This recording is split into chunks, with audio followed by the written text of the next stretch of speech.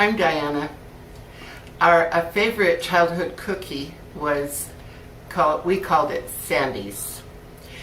It's also known as Russian tea cakes or Mexican wedding cakes, but it's really all the same cookie.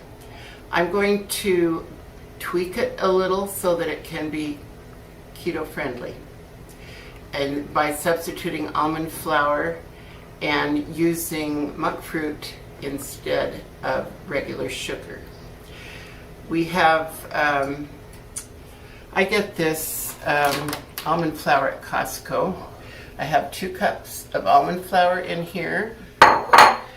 I measured and then blended 1/3 of a cup of monk fruit so that it would be more finely textured, but I didn't dare measure it after. I measured it before.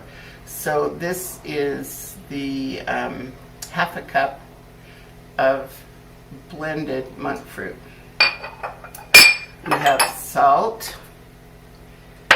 We have 3/4 of a cup of softened butter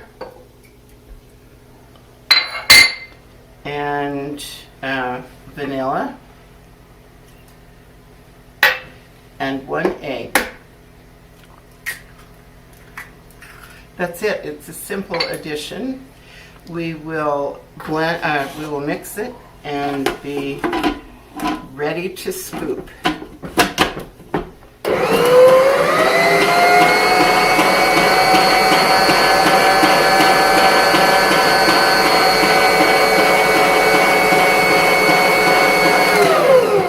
I forgot the nuts, so I'll say at this point, my new favorite way to chop nuts is to use this dicer.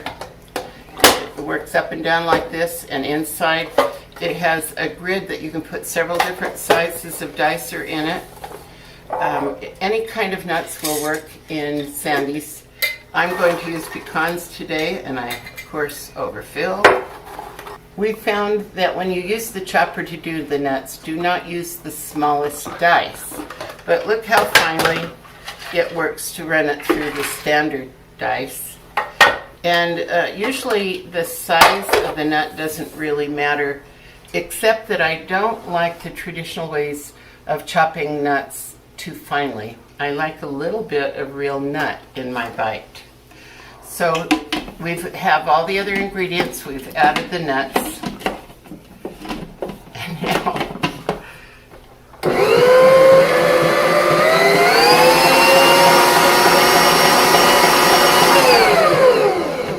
that quickly we have our cookie dough. I'm going to just do a small pan for test purposes, and I'm using the very smallest scoop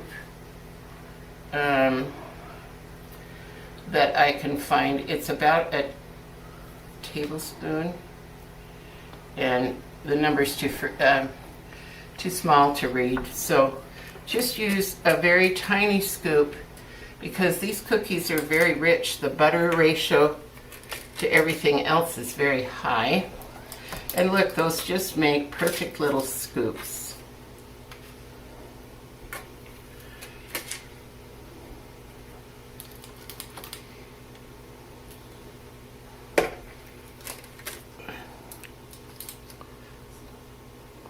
Some people would probably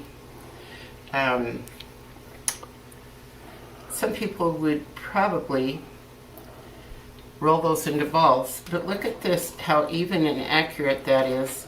I'm not going to fuss with it. This is going to be exactly how I get it ready for the pan. You'll see how that comes out. The cookies are out of the oven, and they came out at exactly 20 minutes. There's a little bit of a brown ring around the edges, so if it bothered you, then you could take it out at 19 minutes. Experiment. The keto-friendly powdered sugar I've tried is I blended more monk fruit and I mixed it with cornstarch so that it'll look like powdered sugar. Let's experiment. I'm just using a shaker. instead of rolling them, I'm a little lazy. And in just a minute, oops. Now, since I spilled so much on the cookie sheet, I'm going to lift each one and put it on top of a mound, and then it'll even seem like it's rolled. Again, if the brown ring around the edge bothers you, take it out a minute sooner. And there we have our keto-friendly Sandies, or Mexican wedding cakes, or Russian tea cakes. Let's sample our keto-friendly Sandies. I'm excited to try these.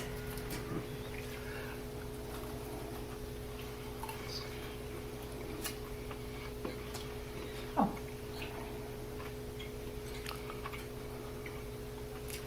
I think they're surprisingly good.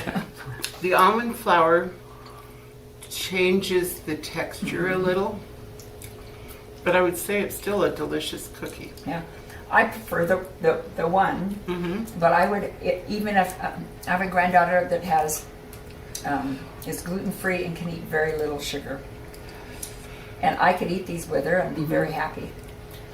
And These are really good. yeah, I am And excited. what temperature were they baked at? They're at 350. 350. So Wow. it's a good experiment, and it looks to me like the only things you can't substitute in that recipe are the butter and the vanilla.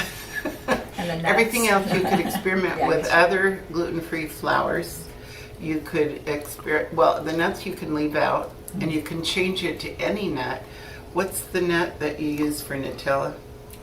Hazelnuts might be delicious in this. So it could be varied a lot.